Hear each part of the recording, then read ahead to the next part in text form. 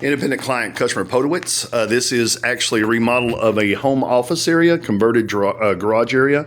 So what you're looking at here is two different levels. This is a concrete slab, monolithic slab. Then you have a secondary slab that has a under floor area over there. It's got a crawl space in that space.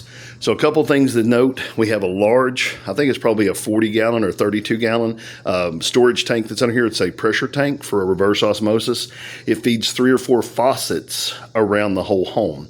So what we talked about doing today was trying to get that out of the storage picture here, get it out of the space that's in the room, and actually maybe put it underneath the crawl space in here, just running a pipe to it, because again, it's a pressure vessel to get that out from underneath and then regain that storage space. The other thing we noticed too is that underneath here, you've got your stacks for all your filters, but you also have your plumbing coming to the right, going into that corner for your drain. And it's probably because that was just a common place that they brought it out when they first built the house. But he's talking about maybe moving with a plumber, moving it back through the wall there to keep all of the plumbing inside the same cabinet, and that way the corner cabinet doesn't have to have pipes run through it and doesn't have to be occupied with that. Again, it's to get it back to having storage. So the 42 inches that I'm giving you as a center line is the center of the existing sink as it is right now, and you can see your actual hot and cold valves here are to the left of that, and of course we've not got a center, but 42 center line on a 24 or 27 sink base. He's looking at doing a single bowl sink, so it's probably going to be a 25 by 22. It could be a 19 by 18. It's according to which sink he decides to use. So a 24 or 27 sink base is probably going to be the best one.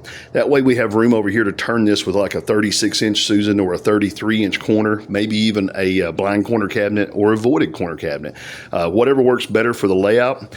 At this point, we're literally looking at trying to keep costs within a certain budget for this. Everybody has a budget to do their project, but more importantly, we have already some drawer space that's here. When we turn this corner, you see these tall items, they're leaving. We'd like to see some kind of a pantry area here, like some type of 18-inch or maybe even 24-inch pantry area. Our top alignment with this is going to be 96 inches, so our upper cabinets will be 42s. If you look, there's a switch here. This is going to probably be in the back of the cabinet. No problem, we'll cut it as an access, but you do have one that's down low. From this edge of this molding to here, a clear area is 7 inches. So there's 7 inches of margin to keep that out from behind your pantry. If we're looking at that wall, if we do pantry on that wall, 69 inches would be our cabinet box length. If we decide to not do a pantry, just going to make the cabinets longer, then it'd be 75 inches, 69 inches, I'm sorry, 75 inches would be our cabinet box length. Now, let's take a look at the drawing real quick. You have some stairs here, as you can see, stairs going into the other part. 42 3/4 is that doorway. 76 5/8 is the overall back wall here. 77 1/2 is to the door trim. Trim to trim is 43 1/8. Again, laminate tops is something they would like for us to price for them. Butcher block tops is an option. They were thinking about maybe doing that. It is a drop-in sink. Top alignment is 96 inches for these. 108 1/2 is your actual ceiling height in the room.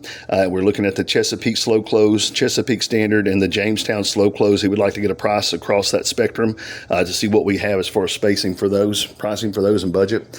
Do notice there's a double switch right here. That double switch is going to be relocated below this line. He said he just wants to get as much cabinet as he can. Also notice the cabinet here comes all the way up against the end of the stairs. Now I give you a measurement to the door trim here, but if you look in the offset, that offset measurement is about 2 inches, okay? So when we start looking at the measurement here, 76 5/8, 2 inches is your offset to where that actually comes in to the side of the stairs, okay? They would like to have that back. They don't want a dust catcher there. Want that to be right up against it again. Over here, you also notice there is a water line that's kind of going outside. They said they're going to omit that. Right now, it's just a 1/2-inch pressure line. It's not got a lot of water flow to it.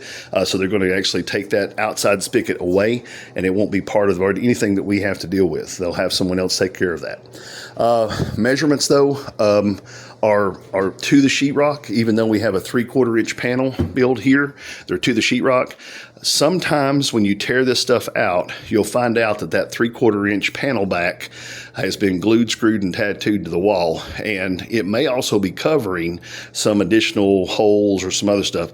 I don't know what we'll find there. When we go to do the tear out for this and the haul-away, there may have to be an interim between the two for repair. If they're not going to do something else, we might have to plug that with sheetrock.